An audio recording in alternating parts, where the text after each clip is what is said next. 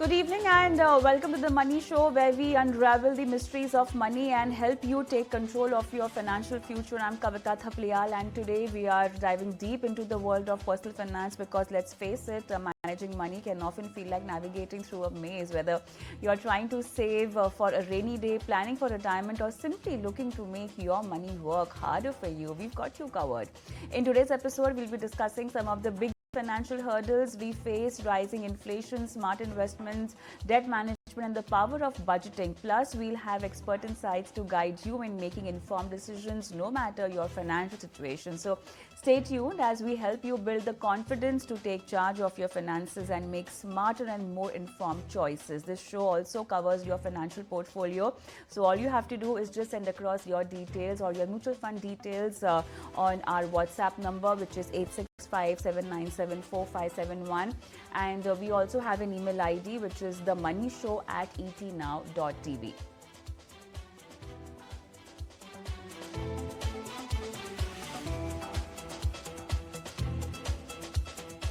All right, so let's begin the show, and we'll be talking about our very special segment, Meet Your Fund Manager. And today on our this very special segment, we bring you closer to the minds managing your investments and building your wealth. We have a very special guest, someone who's been making strategic decisions in the world of mid-cap and small-cap investments for years. We'll be talking about DSP Mid-Cap and Small-Cap Fund, and we have none other than Vineet Sambre, the fund manager behind this very successful fund. And with his deep understanding of market cycles, sectoral dynamics, and a keen eye on high growth potential stocks, Vineet has led the fund to consistently deliver value for investors. Vineet, hi, good evening, and welcome to the Money Show. All right, so what's up in the mid-cap and small-cap space? We've been talking to experts, and everyone is talking about valuation, but also sounding quite comfortable in a lot of pockets where they are also looking at time correction in a few of them. What's your take on it? Are you also waiting for some kind of a time correction, or how are you placed in terms of valuation? Let's start with mid-cap first. Yeah, so first of all, thank you very much for having me on the show. And clearly from the point of view of timing the markets, I think we have all been proven wrong. If you broadly look at the last few years in terms of the potential fundamentals, risks in the market, and how the markets have actually moved. So frankly, it has been a futile exercise to time the markets and try to think in a very near-term manner how markets are going to swing. But more importantly, I think we are aware about the concern of rising valuations, especially on the mid-cap side. And in the current context, we are also aware that the corporate earnings are not very supportive in terms of the expectations. Most of them we are still seeing, having to cut their guidances broadly, bearing few businesses. But I think broadly we are seeing slowness across the board, and I think that definitely warrants some bit of caution in terms of where the valuations are.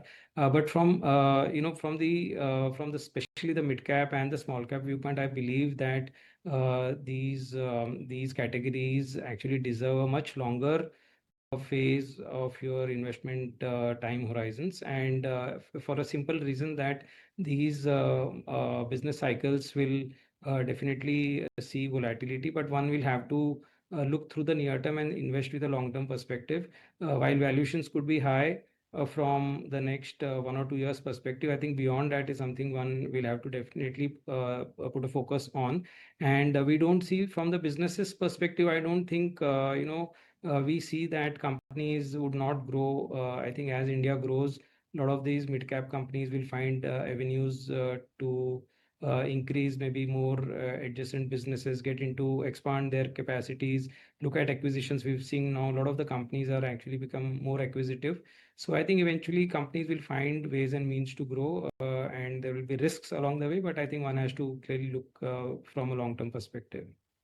Uh, so since we're talking about mid caps, I also want to focus on the kind of sectors that you have in exposure in terms of your funds. And also now the second half of this calendar year is very interesting. So, keeping that tandem also in mind, how are you placed in terms of sector and your exposure and your view on the second half of the year? Yeah, so I think from my view perspective, the base case view which I am sort of right now taking is that the macros have started improving as far as India is concerned. When we look at the cuts in the interest rate, when we look at the benefits coming out from the taxation, increase in the tax slab rate, and then inflation is down. So I think there's a broad-based sort of a macro improvement. Now all of this should start feeding into the corporate sector results, but not immediately. Like you're saying, I think second half probably is what we are sort of budgeting for in terms of the growth prospects. And from that perspective, I think the way we are positioned is while we have less margin of safety in terms of valuations, what we are trying to look for is wherever businesses could cyclically turn positive is what we are looking at. So from the current macro perspective, I think consumer discretionary is one category which we are positioned well and incrementally looking into let's say more businesses which could see some benefits. Specialty chemicals is a category which has been underperforming. I mean, in terms of the business, has seen low cycles for the last couple of years, and there could be room for growth over the next few years. So I think that's one category we are trying to sort of focus on.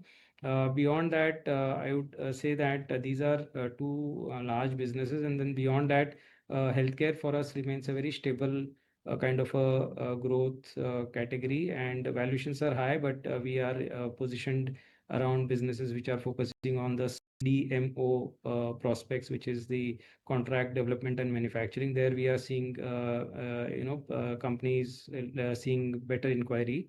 So I think wherever the businesses we are seeing positioned well and good uptick is what we are focusing on. Beyond that, building material as a category is one more space which has not seen growth while the real estate market has grown. So that's one area which sort of we are trying to focus on. All right. Are you sitting on cash as far as your mid cap, small cap funds are concerned? How much are you invested? Fully invested? So we are around between 6 to 7.5% kind of cash positioning at the moment, and I think this is more to do with having some kind of bare minimum cash, not 6 7, but bare minimum cash to meet any immediate liquidity requirements or from that perspective. All right. Now, talking about sectors that you might be interested in, right now you mentioned being overweight in a few sectors, but then having said that, in a few months' time frame, I know we cannot talk about two short-term strategies as far as your fund dynamics are concerned, but then having said that, currently the market is such where investors are looking at global headwinds that are impacting the market. Although the market is shrugging it off and then moving ahead, also we are in an earnings season. Having said that, what exactly would be your strategy for sectors which are on your radar right now? Because you're also looking at an earnings season, and you're also looking at a very crucial phase in terms of a tariff scenario. We are still waiting for the dust to settle and something to really finalize and give us a direction on those lines. But are you standby on a few sectors? Are few sectors on your radar where you might have a strategy, or you might just exit those sectors? Yeah, so I think you're right. From the macro and the external environment perspective, technology is one which maybe is having equal amount of kind of considerations from both sides. And when I say equal amount of considerations, I think one thought is that while we all are looking towards companies trying to scale up from the artificial intelligence perspective in terms of each of their businesses, and it seems that the quantum of work which should sort of come by should be enormous for our companies, and the companies which are going to sort of prepare themselves rightly. One school of thought is that should see meaningful upgrades in terms of their businesses coming from there. At the same time, there is a equal amount of sort of considerations against this the same concept, because it is also creating a deflationary kind of an impact on the pricing, on the productivity gains to be need to be passed on. So at the moment, I think the jury is still not out as to where exactly we'll see the trends. While long term we like the sector dynamics, and we believe that in the history also we have seen digitization and all those coming and maybe causing some bit of concern for the sector, but eventually the companies adopted and did well. So I think from that perspective, we are really maybe let's say on the fence in terms of the IT sector, and more direction around these thought process will drive our exposures overall. The other bit is more from our internal macro. The falling interest rate generally is likely to drive the credit growth in the economy, which is what even the RBI is sort of trying to focus on. And while in the near term, the pain for the banking sector is more around the NIM pressure and the growth in itself and the some bit of asset quality stress. But I think if we just move forward 2 or 3 quarters, I think that these banks will see bottoming out of the NIMs asset quality considerations should also see some better visibility, and growth also should see some better visibility. So from that perspective, I think this is one segment, both including the banks and NBFCs, where we are sort of trying to keep a very close watch in terms of our activity levels. Right. I will not talk much on the return aspect of it, but do you think your fund is comfortably beating benchmark as compared to the peers? What do you have to talk about the performance? I know you cannot talk about the past performance, nor you can give an outlook on the future performance, but investors have this habit of comparing performance and looking at the peers of the fund they are invested also. So for all those investors who are also looking at your fund and comparing it with the other in the same category, what would you tell them, the reason behind the kind of performance that we are witnessing? Yeah, so I think very specifically talking, with any specific numbers, because it could be very confusing, the timelines and what we talk about. But in general, I think both the funds over long periods have tracked their broader earnings growth and ROEs. And as a framework, what we focus on is companies which can actually, keep growing at 17-18% kind of growth rates, and can on a sustainable basis produce 16-17% ROEs. So broadly, if one looks at any fund or within different categories, over a long period, the returns tend to track these two important aspects. Now, in the short term, there could be a lot of volatility because of flow, sentiments, and all of that play an important role. But our funds have depicted those characteristics and have broadly followed that trend on a long-term basis. And I think the since inception performance is for everyone to see. It has met the expectation of performing, let's say, in as compared to benchmark, they have sort of met their expectation, is what I can say. So I think, and in future also, when we think of these two categories, I think one thing I wanted to make a mention is that please have a really long-term view. These categories the companies therein have opportunities for decent growth, but we need a longer-term horizon, and especially when we are looking at a point where the valuations are on the high side. All right. I also want to focus slightly on the small cap bit. I think we have really missed this out, and we are in the times where we cannot be taking mid cap and small cap name in one breath. Okay. So having said that, I really want I want you to understand, help our viewers understand the kind of exposures you have in small cap right now, and also looking at the earnings season. This is a separate question. I'm just clubbing it together with it. Your view on the. I mean, it's too early to ask. I mean, you'll be joining us in a few weeks' time also to get the more sense of the earnings season. But having said that, expectation as far as earnings season is concerned, looking at what's out. So I think earnings are kind of a mixed bag. We are seeing still maybe some downgrades which are taking place. And there are a few segments which are maybe performing well. So let's say cement, wires and cables. Few of the earnings which have come out, and very select banks, I think broadly done well. But I think on the whole, we have separate set of the IT companies, a large part of banks in terms of the asset quality, stress, credit growth. So I think we've had a mixed bag kind of a scenario. But from our small cap funds perspective, macro view, which right now is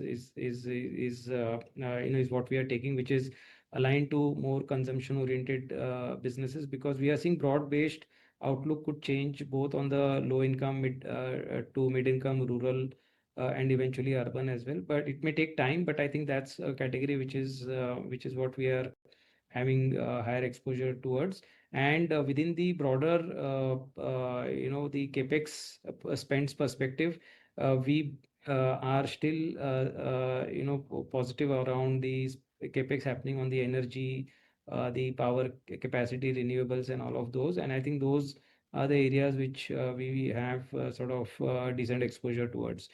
So I think that's where broadly we are present, and hoping that the macro outlook turns out the way we are anticipating, and should help the fund in terms of their outlook overall. Absolutely. Time to trim down your exposure in small caps. Would you advise that? So I think it's clearly very specific to each investor. I would say, people who still have a longer term view, 6, 7 years, 8 years view, I think they can continue to own, because we are still, we are going to still going to see a growth for the companies, within that category. But someone, I think, who has seen their objectives met and then have need for cash, I think clearly at where we are in terms of the valuations, it could make a sense. So it's all about the asset allocation and the objectives with for each individual investors, and can't make a broad brush kind of a case for taking money out for all. Vineet, I have a lot of questions for you, but then my time is up for this particular segment. Thank you so much for being Thanks. a part and giving our viewers more clarity on the mid cap and small cap space. Thank you. Thank you. Thank you.